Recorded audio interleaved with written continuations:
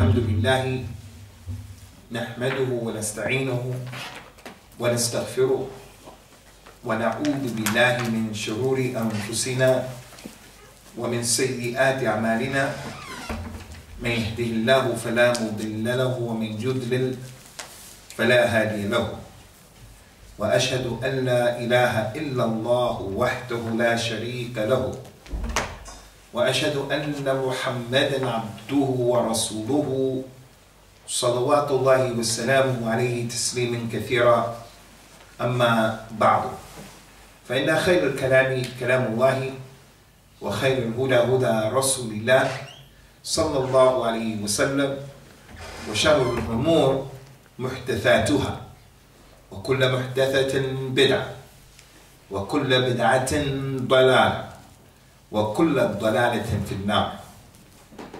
يا أيها الذين آمنوا اتقوا الله حق تقاته ولا تموتن إلا وأنتم مسلمون. يا أيها الناس اتقوا ربكم الذي خلقكم من نفس واحدة وخلق منها زوجها وبث منهما رجالا كثيرا ونساء واتقوا الله الذي تساءلون به والأرحام إن الله كان عليكم رقيبا. يا أيها الذين آمنوا اتقوا الله وقولوا قولا سديدا يصلح لكم أعمالكم ويغفر لكم ذنوبكم ومن يطع الله ورسوله فقد فاز فوزا عظيما. أما بعد. Last time we did a presentation dealing with how we should consider some issues in terms of moving our community forward in the climate, in the environment, with the state of the affairs that we have here in Bedford, in this country. As I mentioned during that time, in building the community, we have to be careful of going back on ourselves, shooting ourselves in the foot, being negative elements that are in the bricks of the community. And we told you about the Beit al-Shir that the Arabs used to say, كيف يتم البنيان يوم تمامه إذا كنت تبنيه وغيرك يهدمه. How will the structure ever assume its full potential? How is the house ever going to be complete? How will the community ever reach its full potential if you're building and someone who's coming behind you is tearing down the building? So every time you put a brick in to a proper place and you put the mortar and the cement that makes it connect to the other bricks, someone comes and they break it. They come and they destroy it. So we talked about the issue of those people who are in our community who they are successful in doing this. We have the people who do it intentionally. They hope and they pray for the demise and the failure of the community. And then we have people who do it unintentionally as a result of lack of knowledge, as a result of lack of basira, as a result of lack of tarbiyah, as a result of a person being selfish. For an example, in his whole existence and minhaj is me, myself, and I. Today we want to deal with this issue, inshallah azawajal, from another important angle that is mentioned in the Quran and the Sunnah, that not many people give it its just due in consideration. And that is the masjid. The masjid that we're in, this masjid right here. What is the role of the masjid as it relates to building an Islamic society? Many people think they understand that the masjid is here for only doing certain ibadat inside of the masjid. And that is partly true, because there's an authentic hadith and an incident that I think everybody here is aware of the Bedouin man who urinated in the masjid. He was a companion, may Allah be pleased with him, but he didn't have a lot of knowledge. And he was from the desert. And the Prophet described, sallallahu alaihi wasallam, people who live in the deserts. Men bada jafa. Anyone who lives in the desert and far away from the metropolis, the cities, people who live far away by themselves, then they're going to be rough, they're going to be tough, they're going to be coarse in their behavior.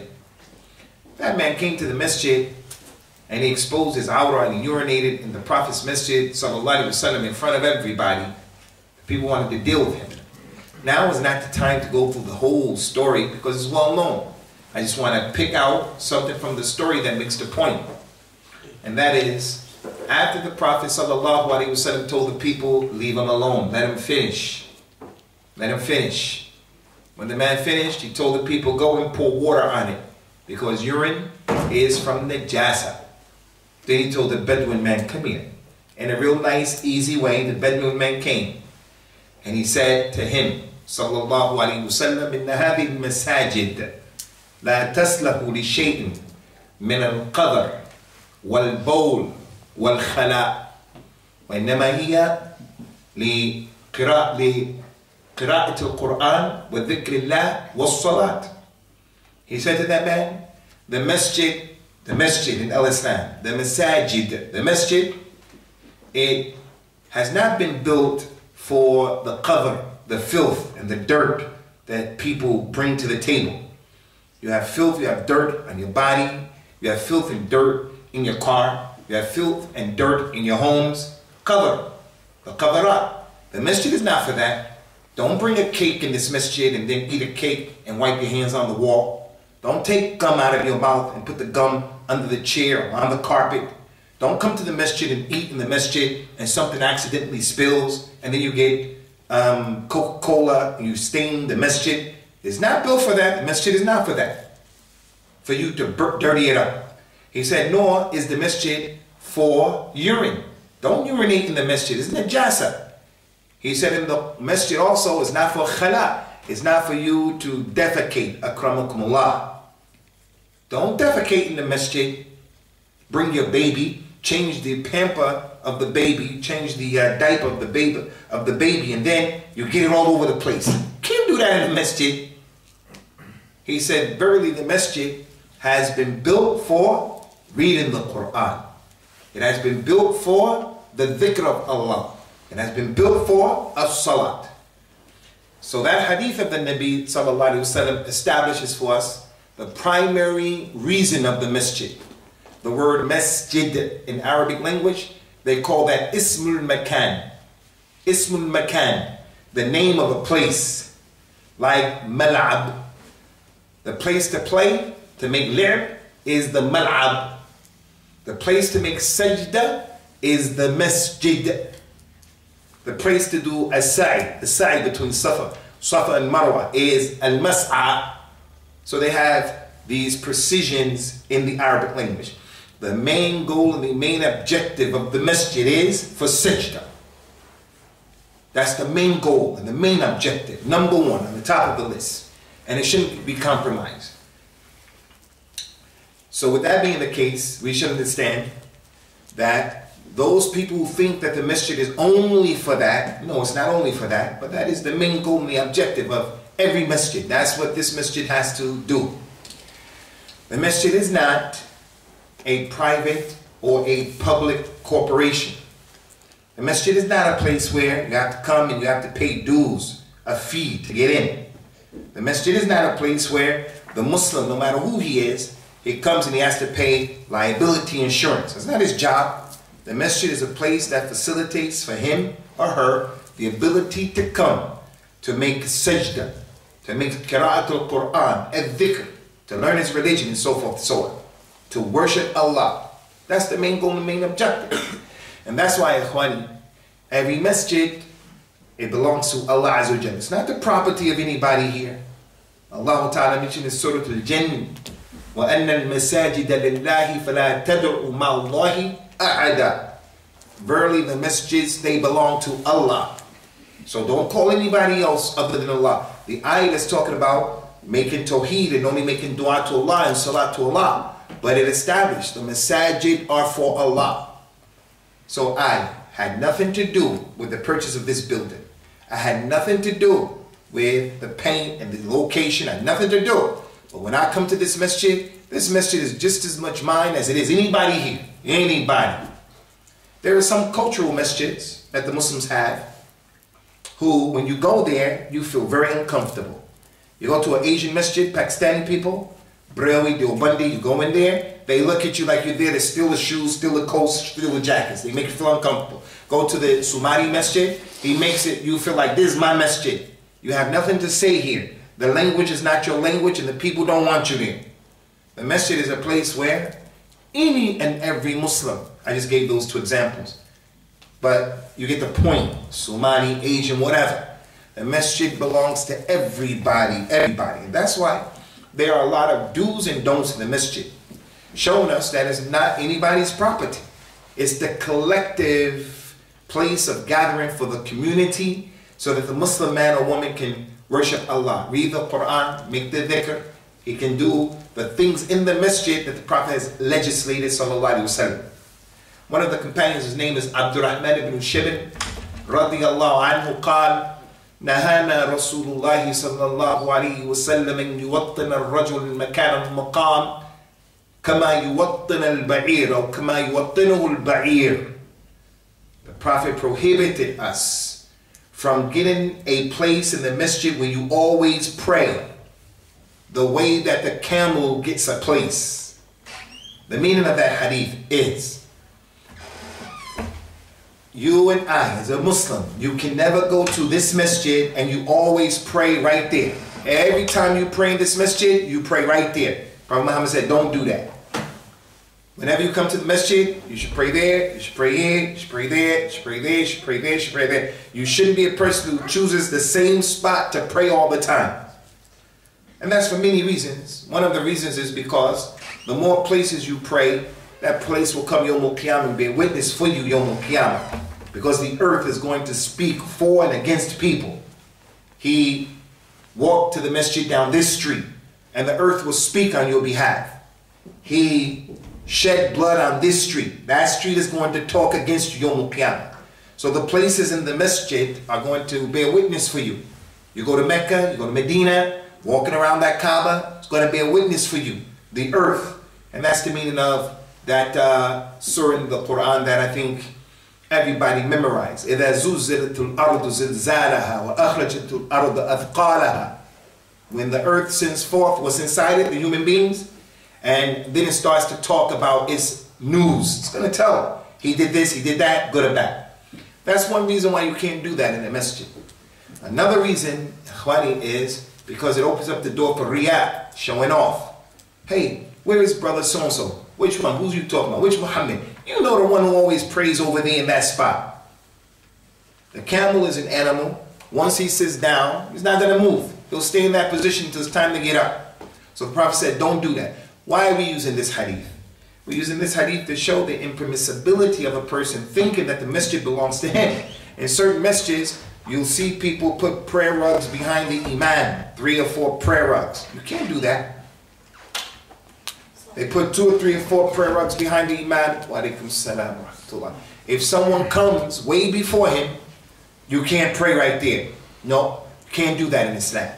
Because right behind the imam, any and everybody, even the little kid who's 7 years old and he has wudu and he knows what he's doing, he can pray there.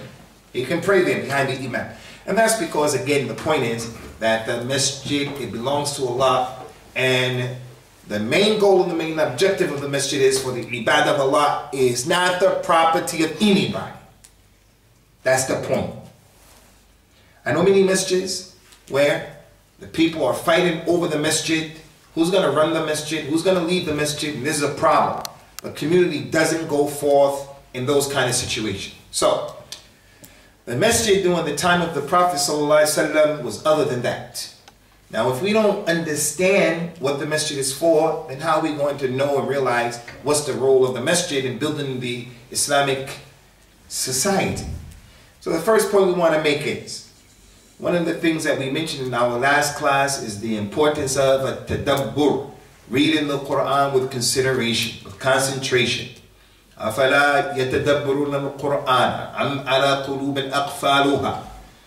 Do they not read the Quran with consideration, or are their hearts closed? Another ayah said, أَفَلَا يَتَدَبَّرُونَ الْقُرْآنَ وَلَوْ كَانَ مِنْ عِنْدِ غَيْرِ اللَّهِ لَوَجَدُوا فِي اخْتِلَافٍ كَثِيرًا. Will they not consider this Quran and look at it and contemplate it? Because if it was from other than Allah, there would be a lot of ikhtilaf in it. وَأَنزَلْنَا إِلَيْكَ كِتَابٌ أَنزَلْنَاهُ إِلَيْكَ لِيَدَّبَّرُوا آيَاتِهِ. There's a book we revealed to you so that you can concentrate and contemplate and consider its ayat. So anyone who reads the seerah of Prophet Muhammad sallallahu alaihi wasallam with consideration, there's a really important point that happened.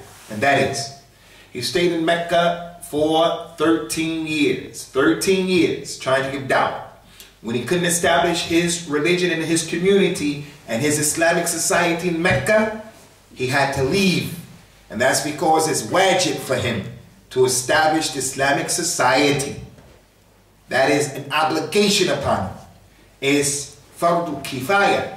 Everybody, people have to do it. People have to do what they can do. I mean, it's fardu ain. Everybody has to do it, and according to his ability. That's his sunnah. Or you just stayed in Mecca in a hostile environment, you just stayed in Mecca. He could still give da'wah in Mecca, but when he couldn't establish his religion, when he couldn't protect his identity, the identity of his children and his followers, when his followers were threatened, it's wajib for him to make hijrah, to find a place. So when he left Mecca, sallallahu alaihi wasallam, and he went to Al-Medina, the very first thing that the Prophet did, sallallahu alaihi wasallam, not the second, not the third, not the fourth, the very first thing that he did in Medina, sallallahu alaihi wasallam, is that he built his masjid. And that is a really important lesson. لَقَدْ كَانَ لَكُمْ فِي رَسُولِ اللَّهِ أُسْوَةٌ حَسَنَةٌ. You have in him a perfect example. Why would he do that? When he went to Medina, he could have just relaxed. He could have relaxed and just looked at the terrain to see what's the next move. He didn't do that. He arrived in Medina. He found the house that he was going to live in, the house of Abu Ayyub al-Ansari, and immediately he said, we have to build a masjid. That goes to show for you older people here. If you come to a place where Islam is not strong, you come from a Muslim country to a place where Islam is not strong, you have to build a masjid. It's a no-brainer. It's not open for negotiation. You have to have in your mind, in your heart, where you get together with people from your community, other Muslims, and you say, hey, there's a need to build a masjid, because that's the sunnah. And what is it for? For the protection of your Islam, for the protection of the Islam of your children. Muslims don't even know this. We actually think, since we're here and we have stability, let's just be here, because that's what it's all about, stability. No, you have to build a masjid. And we have to give credit where credit is due. The first generation of Muslims who came here, many of them didn't know anything about the Sunnah. They didn't know much about correct Islam. They are an Islam of culture, but at least they had that inside of them. They had that understanding. In order to hold on to our religion, in order to hold on to our culture, in order to hold on to our identity, they built the masjid. Another issue, Ikhwani, about contemplating the Prophet ﷺ's move from Mecca to Medina, and the first thing he did was build the masjid, is he got involved in the process himself. If you are one human being, if you're one person, as he was, ﷺ, then that means you can't be on every ship that leaves the dock. Every boat that leaves the port, you can't be on every ship. And that goes towards the detriment of the community. A person in the community who wants to have his hand in everything. We have something in Al-Islam called at-takhassus. At-takhassus is your specialty. You specialize in something. He specializes in law. That one over there specializes in economics. This one over here is in medicine. That one over there, he's in computers. That one over there. But someone, a person who wants to be a jack of all trades. He wants his hand and decision in everything. Prophet Muhammad wasn't like that, sallallahu alaihi wasallam, because it's humanly impossible. It's not possible. One person can only be on one ship when it leaves the dock. So many times there were wars that took place where the Prophet ﷺ didn't go. He stayed in Medina and he sent the people, go out. He sent the people, go to this country and give dawah. Sent those people, go and do this. Ya Abdullah ibn Mas'ud, go over there and bring me a miswak. But when it came to the building of the masjid, he got involved. He rolled up his sleeves, literally, and he was helping them. When hadith in Sahih Bukhari, it is narrated that when the companions were digging to canvascate to build the masjid, they were digging, there was a big rock that they couldn't move it. The Prophet came, sallallahu alaihi wasallam, and he said, Bismillah, Allahu Akbar, and he hit it one time and sparks came out. He hit it a second time, sparks came out. He hit it a third time, sparks came out. He said to his companions, Wallahi, this is the beginning of the hijrah. Wallahi, I see from these sparks, in these sparks, I see the treasures of Persia and Rome. We're gonna get it in our possession. Not a single companion said, are you sure, Ya Rasulullah? Are you speaking allegorically? Ya Rasulullah, what day will it be? Ya Rasulullah, not a single one of them doubted that. They just got kicked out of Mecca. He left Mecca. Not voluntarily, he had to escape. He left Mecca. They're weak. He comes to Medina and he tells the Muslims, Wallahi, I see you people are going to get the treasures of Persia and Rome. Not a single one of them doubted that. But today, the way our children are, because of the way we are as Muslims, our children sit back and they say, how is it possible that this small room right here can possibly change the world? I didn't say this city. If you have the right people, the right understanding, the right mentality, then we have a Lord who is ala kulli shay'in qadir. So he got involved, he hit it, and he moved the rock. Sallallahu alaihi wasallam. And in moving that barrier, in moving that pediment in front of the community, that challenge, it just goes to show, if you get behind the sunnah of the Prophet and you do it the right way, sallallahu alaihi wasallam, Allah Azza wa Jalla is with you. And if Allah is with you, nobody can beat you. So the point here, Ikhwani, is the masjid of the Prophet sallallahu alaihi wasallam, it was important. He was a man of hikmah. He was aqil. He saw that. So the masjid in al-Islam, Ikhwani, it has many functions. And we wanted to mention some of them today, and they are many, just so that everybody here can understand the importance of the masjid. And the challenge of this talk right now is to bring back this sunnah. Each person individually feel in, hey, this is my religion. If someone came and gave you a talk and he told you about a salat that you never heard about, and that salat has a lot of rewards in it, and you're inspired, you say, man, I'm going to do that prayer.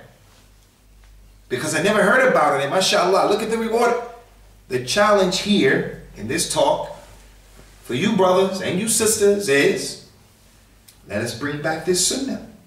The sunnah of the masjid becomes the focal point in the life of the Muslim. That's what it was during his time. There's an adhan in al-Islam. 3 types of adhan in the sunnah. 3. One adhan was given by the companion. His name is Abdullah ibn Maktoum. He was the blind man. Abasa wa tawalla in ja'ahu al-a'ma. He was blind. He used to make the adhan in the morning before Fajr to wake people up for suhoor and to wake people up for Qiyam al-Layl. And he would make the adhan 45 minutes, an hour before Fajr. And in that adhan, he used to say, As-salatu khayrun min al-nawm. As-salatu khayrun min al-nawm. Only in that adhan before Fajr. That was one adhan. The second adhan is the adhan of Bilal ibn Rabah radiyallahu anhu. Fajr, Dhuhr, Asr, Maghrib, Isha. The adhan that we know. The adhan of Fajr, no, as-salatu khayru min al-nawm. That's the second adhan. The third adhan, and this is the point. The third adhan that the Prophet had, for those of you who didn't know that there are 3 types of adhans, is the adhan when something happened in the community, and the Prophet wanted the people to know they're not in the masjid and it's not time for salah. One of the mu'adhins, someone would stand up and say to the people outside, As-salat al-jami'ah, As-salat al-jami'ah. He wasn't calling the people to pray, but it's nonetheless a salah, because it said As-salat jami'ah, the prayer collectively, which means everybody come to the masjid. They would stop what they were doing and they would come to the masjid. They would pray 2 rak'ah, he would sit down, and then the Prophet would talk to them about whatever happened. So the adhan is, or the masjid is, the information center for the Muslims. It's an information center. When you come there, you found out so-and-so died. You found out so-and-so was getting married. You found out this happened and that happened. It's the information center. The masjid for the Nabi sallallahu alaihi wasallam, as I mentioned, it was the focal point of the community, of the life of every Muslim. That didn't mean that you stayed in the masjid all day, but it was the place where I borrow money from this man.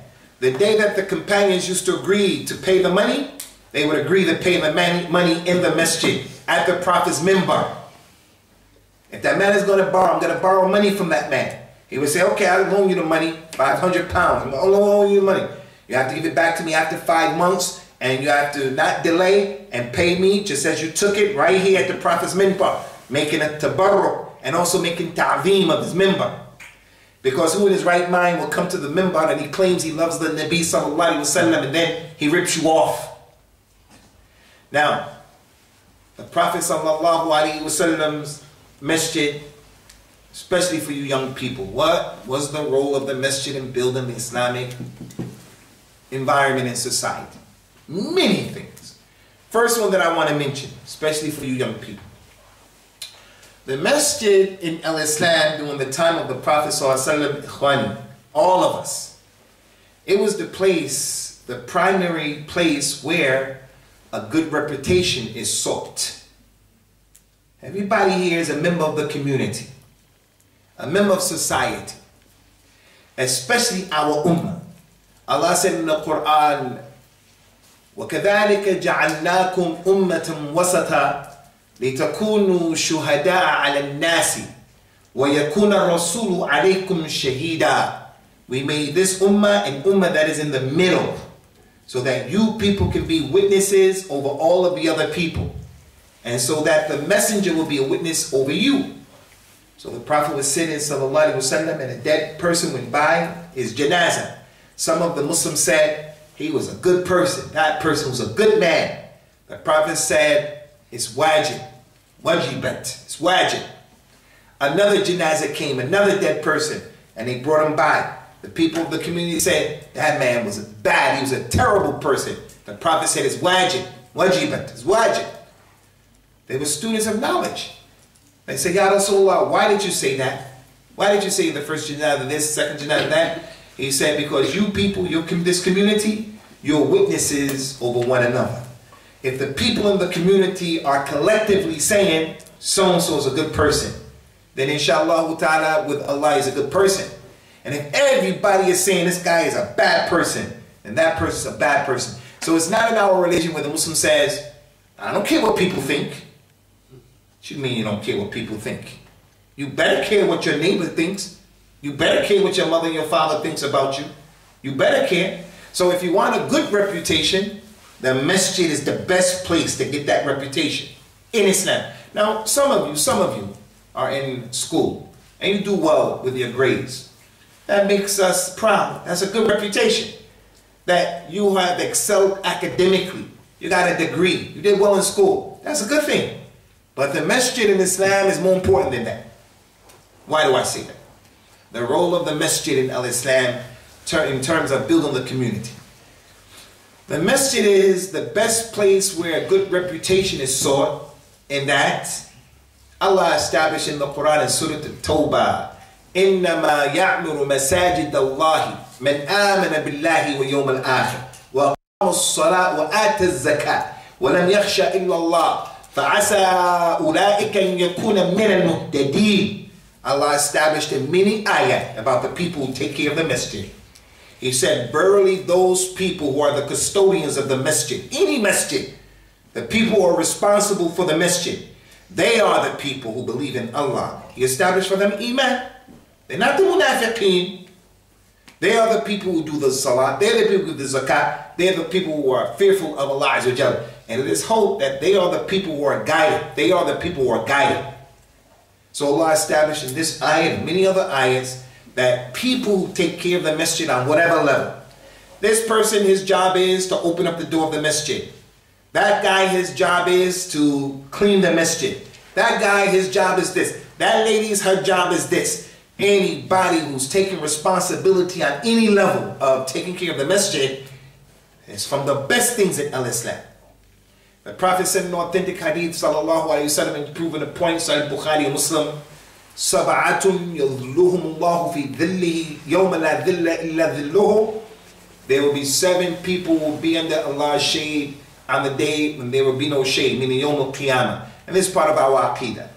Yawm al-Qiyamah, when a person stands, he's going to be hot and the sun is going to be close.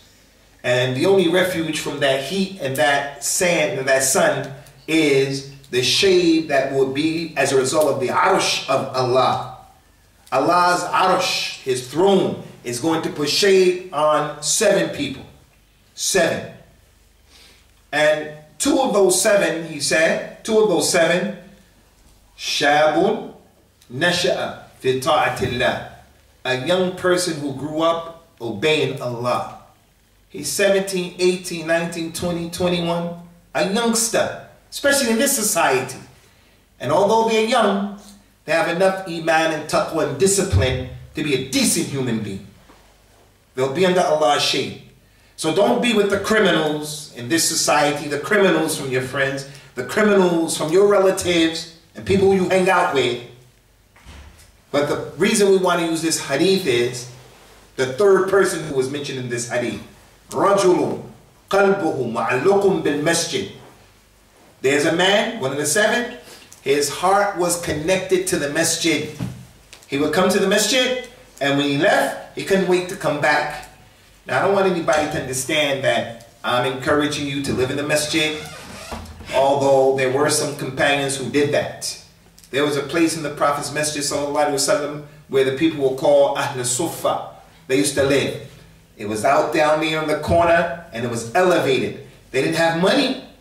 Abdullah ibn Umar used to live there. Although his father Umar had money, but the young man didn't rely on his father. Abu Huraira used to live there.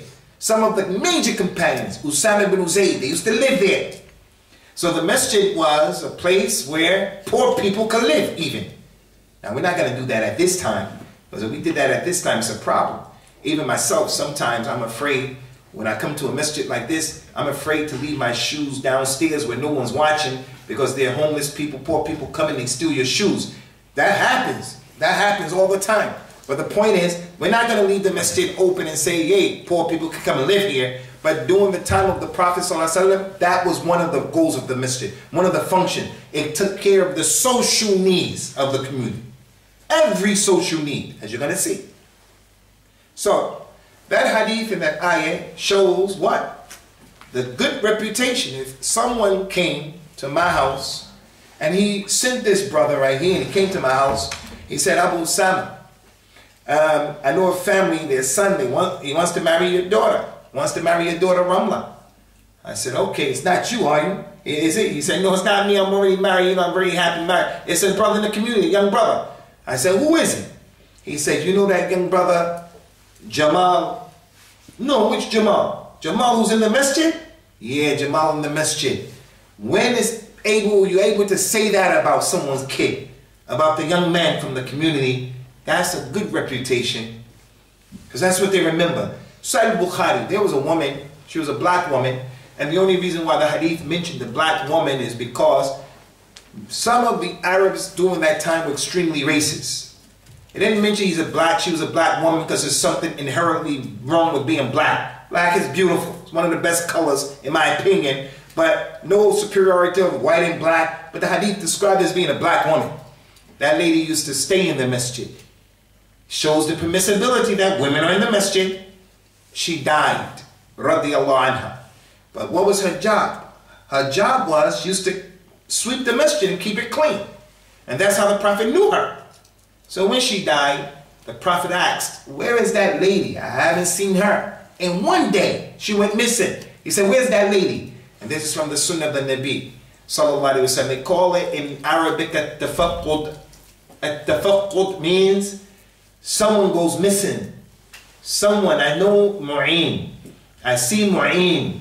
Suddenly I didn't see him for 2 or 3, 4 days. I say, where is Mu'een? Now this shows that the masjid was the focal point of the life of the community, because the Prophet used to have a tafaqqud in the masjid.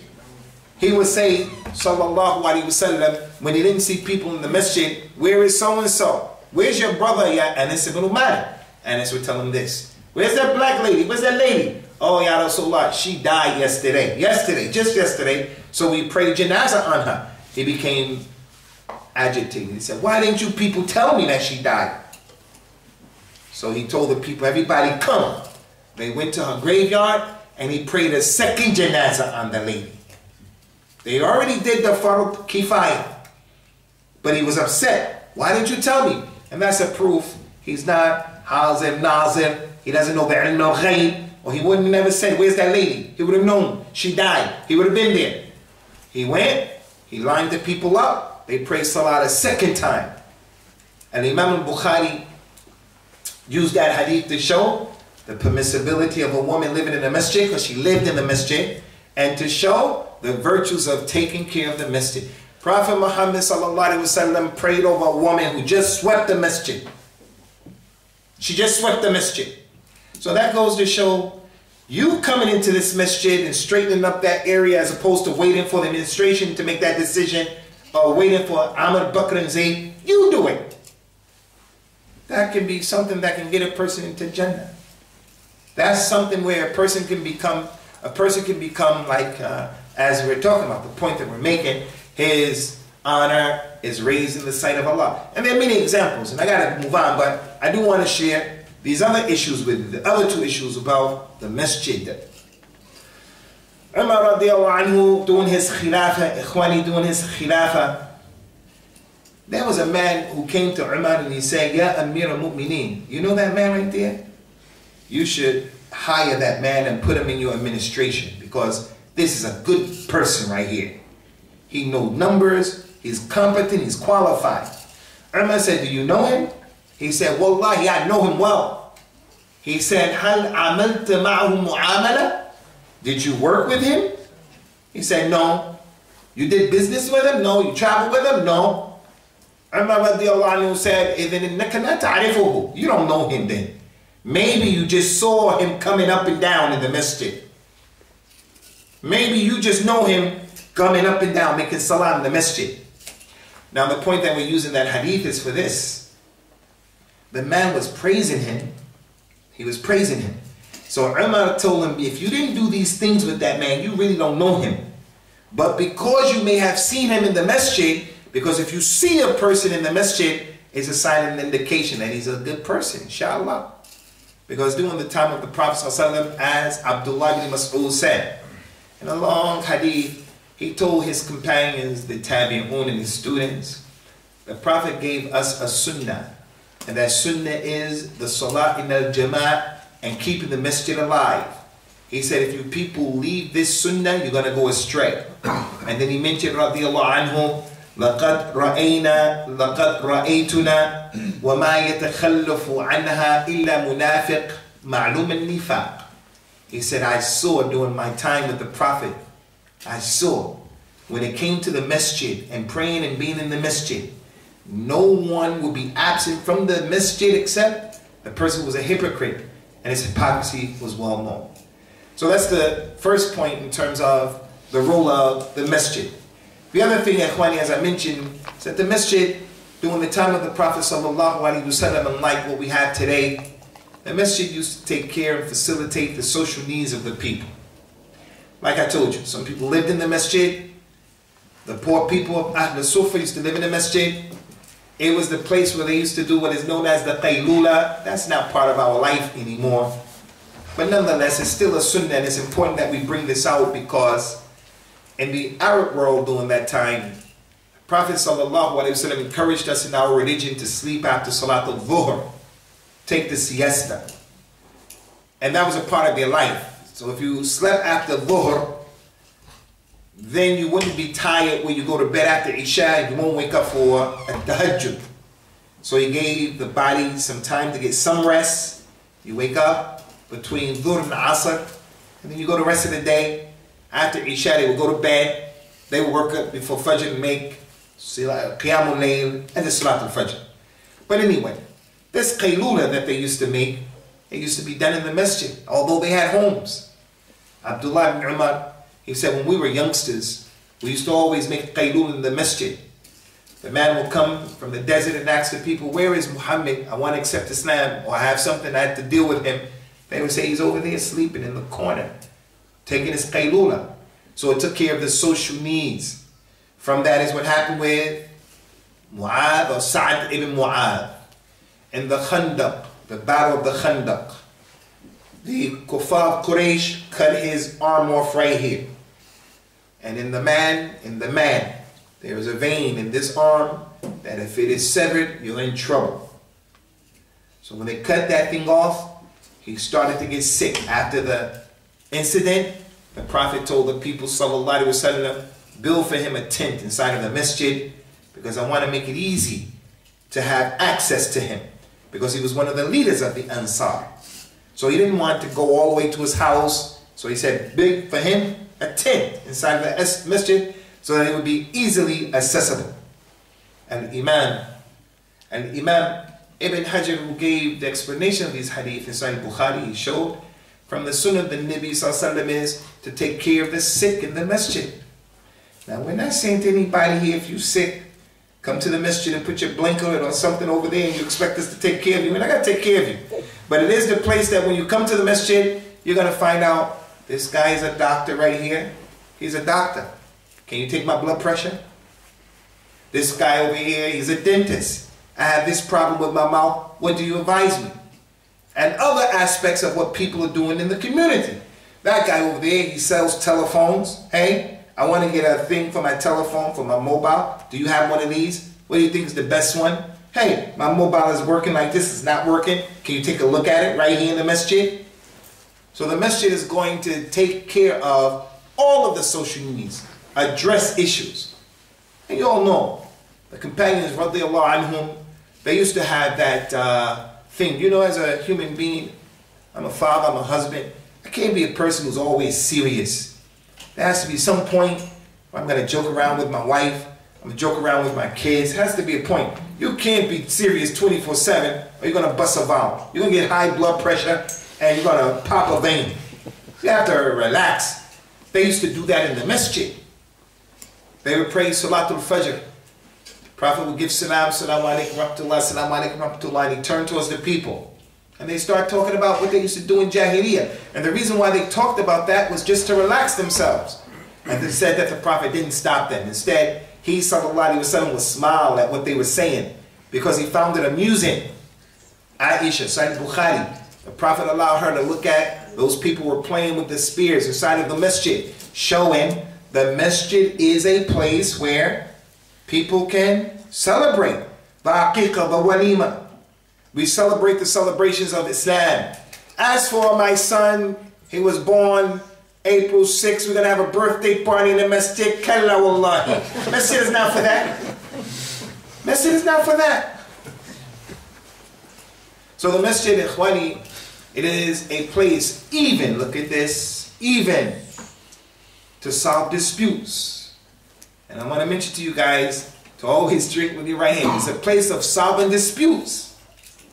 You know, I think I mentioned to you in our last class about Surah An-Nur is one of the surahs that Allah Azza wa Jalla exposed the munafiqeen. He exposed the munafiqeen.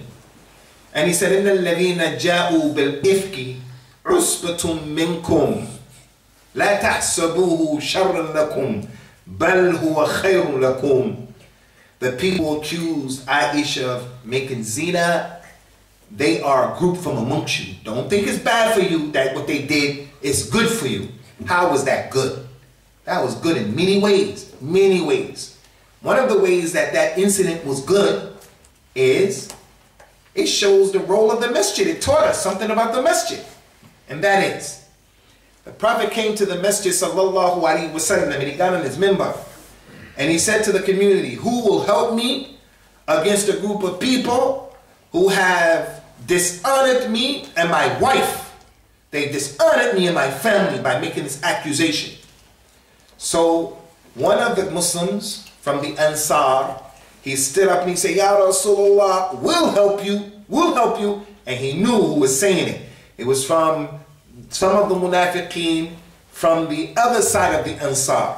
He's from an Aus and they're from the Khazraj. And he knew that. So that Jahiliyyah thing. He stood up and he said, Ya Rasulullah, we'll help you against them. And then a good man, Usayd ibn Khudayr, he was a good companion. But when that man from the other tribe said that, he stood up and said, you're not going to do anything to him. He wasn't defending the munafiqeen, but that Jahiliyyah stuff came out.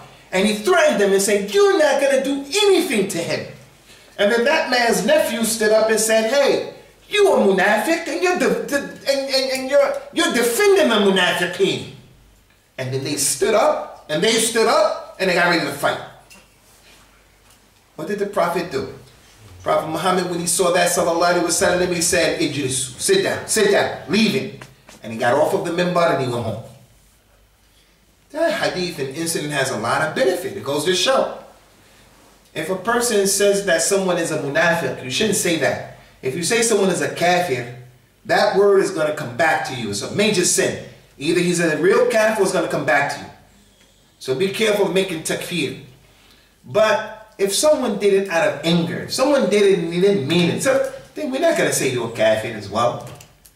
And when some of these people were running around dividing the Muslims and delaying the progress of the development of Islam, claiming that they're on the Sunnah, they say that when one of their sheikhs give a disparaging, detailed speech about someone, he's an innovator. The sheikh says he's an innovator. Then you have to take it. You don't have to take it because it's not revelation. He could be right, he could be wrong. But the point we want to mention here is, and Imam Ibn Hajar, he said, from the benefit and the goodness of this incident is, it shows the masjid is a place where you can settle disputes. The masjid is a place where it's permissible to settle disputes. You know two people who are not getting along, just like the companions used to say, pay me my debt at the minbar. Let's write this debt down at the minbar. Ta'zeem to that minbar. Okay, it's hard to get these two together. All right, there's a hadith about the masjid. The Prophet says, sallallahu alaihi wasallam, inna ahab al-biladi ilallah masajiduha. The most beloved places in the earth to Allah are the masjids. Who knows where the worst place, the most hated place to Allah on the earth? Anybody know what's the most hated place? Marketplace. The marketplace, the aswaq. And the reason why the marketplace is the most hated place is men and women are mixing together. People are lying in the marketplace. They're selling faulty products. They're selling fake things. In the marketplace, shaitan has people forgetting. They won't make salat. They won't make dhikr. That's where shaitan is really busy. So you have to learn the dua of the marketplace, and there's so many rewards for that dua. But the most beloved place to Allah is the masjid. The masjid. Why is that? Because when people come to the masjid right now, you're in the masjid, you're hearing Allah said, the Prophet said, the Quran said. You're not thinking about that other stuff. You're thinking about things that have you remembering why you were created.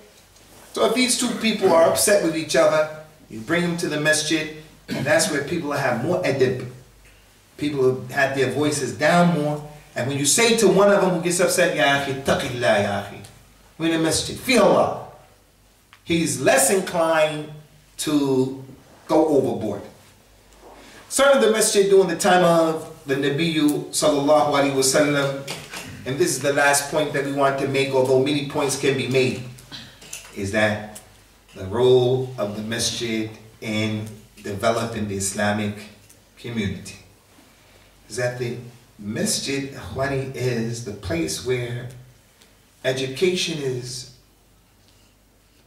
disseminated inside of the masjid and outside of the masjid concerning a dawah in Allah.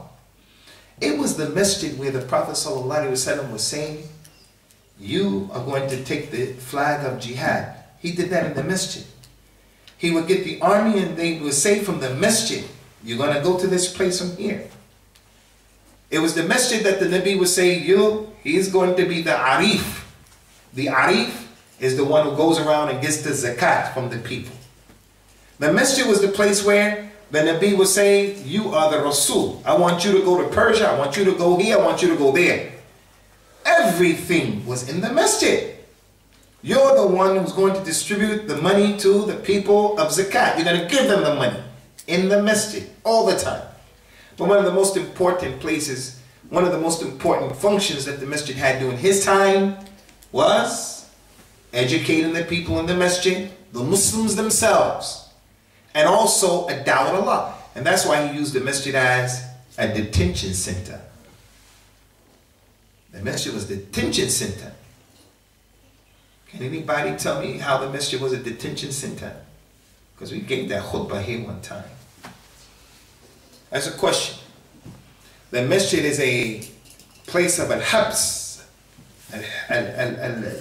it holds people, detention center. Anybody know that hadith? Aywa? The man who was strapped to the pole. Aywa. What's his name? I don't remember. Anybody remember that companion's name? His name was Thumama ibn Uthal. Thumama. The Prophet tied him up in the Masjid sallallahu alaihi wasallam for 3 days, and he got dawah from the community, and he watched the community. When he untied him, he went out, made a ghusl, came back, and took the shahada. It was a detention center. It served the purpose of keeping him tied up. The masjid is for many things. That's the point. It's not just to come and bump your head on the carpet. The masjid is the place where we come for our strategy. In this country right now, they're strategizing against us. They want to blow out the light of Islam. And although they want to, they can't. Even they know Islam is the fastest growing religion. And all of these reports came out recently in the last week, April 2nd, that Islam is going to outstrip Christianity by the end of the century, inshallah. And we probably outstrip them already because they don't even practice their religion. So they're coming up with strategies. Strategies in the White House, strategies in number 10. They're coming up with strategies. The masjid is the place where we come and we strategize. Strategize how? Strategize how we're going to mark out the course and navigate and make decisions that are going to safeguard our religion and our children. That's what's done in the masjid. It's for everything. So that man, he learned the dawah inside of the masjid. And then the Prophet would say to Mu'adh ibn Jabal, Ya Mu'adh, come. And he's going to send him to Yemen. He told him, I'm about to send you to Yemen. And there are people from Ahlul Kitab. So when I send you there, make the first thing that you do is say La ilaha illallah. That you give them dawah to Tawheed, and then to Salat, and then to Zakat. It was from the masjid that the Prophet sent people, sallallahu alaihi wasallam. So the point here, ikhwani, in concluding, the masjid plays a central role. It has a central function in our everyday lives. I'm not telling anybody stay in the masjid from Fajr to Isha. I'm not telling you that. But what I am telling you is, let the masjid have a place in your mind and your heart where you're saying, okay, I have to bring my piece of the puzzle to the table. If it's money, it's money. If it's whatever skills you have, whatever you can commit to, whatever you have the ability to do. Just don't be one of those cultural Muslims who don't see the masjid as anything other than, I just pray in that prayer. I pray the prayer there, that's it. No, the masjid is more expansive and more pervasive than that. And what the Prophet has taught us, sallallahu alaihi wa sallam. This is our second talk in this issue, and there are more talks to come, bi'idhnillah. And there are more decisions and more decisions, qarar, things that are going to happen for the future of the masjid. The goal and the objective of all of this, ikhwani, of all of this, is that as you brothers sit there, if it's just us in this room and nobody else with us, nobody, then the Prophet's sunnah showed us, sallallahu alaihi wasallam, with the right people, the right commitment, the right understanding, anything can happen. The sky is the limit. There's a hadith where Allah Azza wa Jal, hadith Qudsi, he said, أنا عند ظن عبدي بي وأنا معه إذا ذكرني. I will be the way my slave thinks I am. So if a person thinks Allah can do anything, Allah is strong, Allah will be like that with him. But if a person thinks Allah can't, Allah will be like that for him. He won't do it for him. And we can't be like the kuffar of Jahiliyyah. The kuffar of Jahiliyyah, they used to have su'a dhan. يَظُنُّونَ بِاللَّهِ غَيْرَ الْحَقِّ ظَنَّ الْجَاهِلِيَّةِ. They thought bad things about Allah. They thought that Allah wasn't going to help His Prophet. They thought that Allah Azza wa Jalla was oppressive towards them. They would curse the wind. They would curse time. That's a bad opinion about Allah. They didn't believe Allah can bring the dead back to life. So if you have husn al-dhan in Allah, you believe Allah can do anything for you, Allah will do it for you. And if you don't have that, then Allah will be like that. We have to have husn al-dhan. With just the people in this masjid, Allah Azza wa Jalla can help our situation. Very last thing that I want to mention, don't be like those people who are far away from the masjid, and they're far away, but they want to run the masjid from far away. Every community has them. One of the worst things that I've seen and experienced are the administrators. He's an administrator of the masjid, but he never comes. Not because he lives in London, so it's hard for him to come. He just never comes. And he's an administrator in the masjid. Come on, Akhi, we have to see you in the masjid. We have to see you in the masjid. And then there's that person, he just never comes, but they want to run the masjid. All right, be an example for the people to the best of your ability. This is what we want to put forward in our law. Allah's a'lam hadha wa sallallahu wa sallam wa barak ala nabiyyina wa ala alihi wa ashabihi ajma'in. Wassalamu alaikum wa rahmatullahi wa barakatuh. That brother from Slough.